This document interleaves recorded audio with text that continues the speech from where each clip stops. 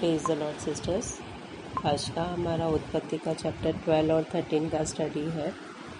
तो हम इसमें देखेंगे कि कैसे यहोवा परमेश्वर ने अब्राहम से कहा था कि अपने पिता को घर को छोड़कर उस देश में चला जा जो मैं तुझे दिखाऊंगा।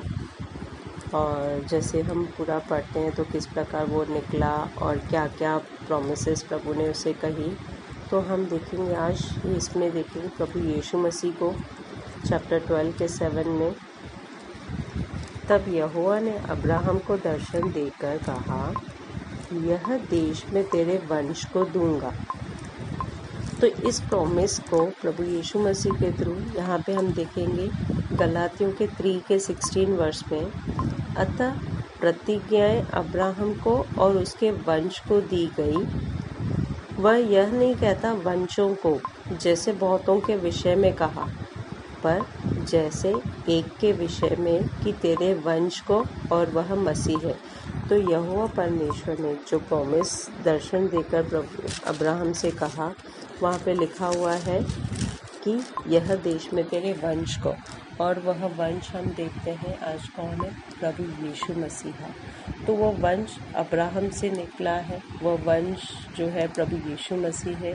आज जब हम प्रभु यीशु मसीह पर विश्वास करते हैं तो जो प्रॉमिसेस परमेश्वर ने, यहोवा परमेश्वर ने अब्राहम को दी थी, इतनी बहुतायत की आशीषें जो भी परमेश्वर ने अब्राहम को दी थी, आज मसीह यीशु के द्वारा हम भी उनकी संतान हैं।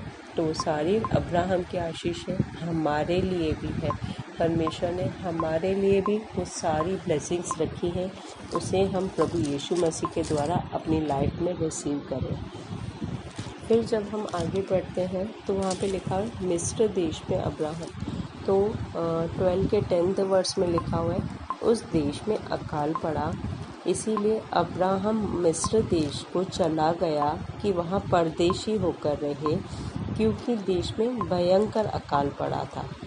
तो हम देखेंगे वहाँ अकाल सादा नहीं, वहाँ पे बहुत बुरी रीति से अकाल आया था।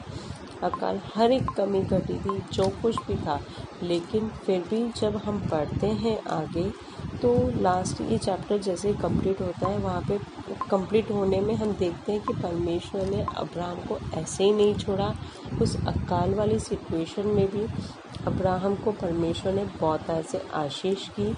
आज वही परमेश्वर है जो हमें कभी नहीं छोड़ता।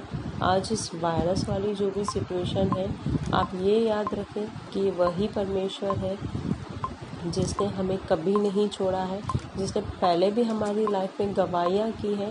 वही परमेश्वर है जो आज भी हमारे लिए वही गवाहियाँ करता है। तो प्रभु ने हमारे लिए इस वायरस में से हम जल्द ही निकलने जा रहे हैं, और प्रभु हमारे लिए बहुत की आशीषें रखी है। यह ना सोचें कि दुकान खुलेगा, क्या होगा, कैसे होगा, कमाइयाँ कैसे होगी, ये नहीं सोचें, बट ये सोचें कि वो हमारा जीवित परमेश्वर है जिसने हमें पहले आशीष दी है, तो क्या आज नहीं देगा, वो उससे डबल पोर्शन हमें देगा। आप उस डबल पोर्शन को आप जल्दी ही अपनी लाइफ में रिसीव करने जा रहे हो। बस अपनी प्रॉमिसेस को थामे रहें और ये कन्फेस करते रहें कि हाँ, मैं परमेश्वर की संतान हूँ। मसीह यीशु के द्वारा मुझे किसी भी बात की घटी नहीं होगी।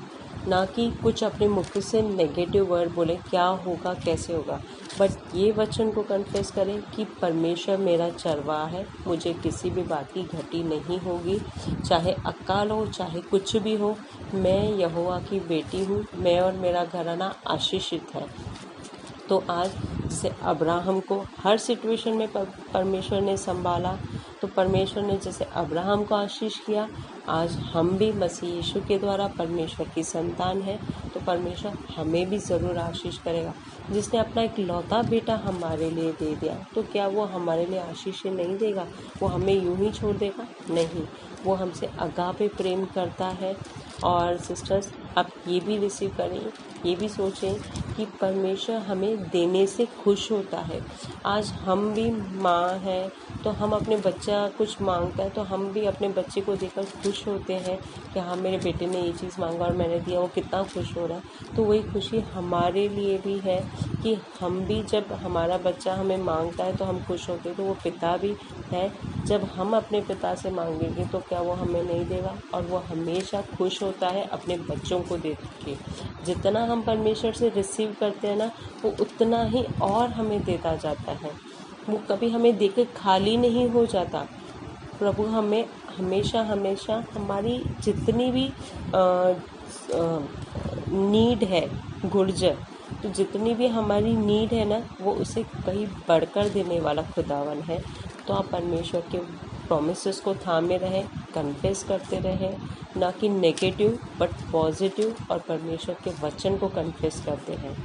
ठीक है सिस्टर, जैसे परमेश्वर ने अब्राहम को आशीष किया, वही परमेश्वर है, वो हमें भी ज़रूर आशीष करेगा। और इस वायरस में हम डरे नहीं और परमेश्वर के वचन को क्लेम करते रहें। अगर आपको कोई भी डाउट हो या कोई वचन हो या जो आपने कुछ सीखा है, आप हमसे ज़रूर शेयर करें। God bless you.